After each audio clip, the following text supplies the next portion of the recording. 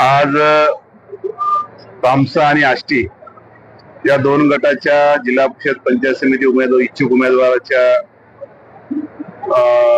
मनोगत मुलाखतीसाठी आज बोलवलं आणि प्रतिसाद मी म्हणण्यापेक्षा माझ्यापेक्षा तुम्हाला पाहून समजलं असेल।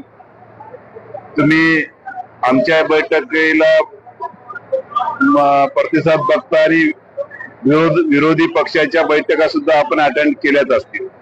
त्यामुळं प्रतिसाद कसा हे मी सांगण्यापेक्षा आपण या ठिकाणी प्रत्यक्ष पाहिलं आणि जवळपास आज माझ्याकडे पक्षाकडे दोन्ही गटामध्ये जवळपास माझ्यामध्ये 7-8 उमेदवारांनी या ठिकाणी इच्छा व्यक्त केली। पंचायत समितीसाठी सुद्धा इच्छा व्यक्त केली। बरेचसे उमेदवार काही कारणास्तव आज येऊ शकले नाही, म्हणजे अडचणीमुळे। अशा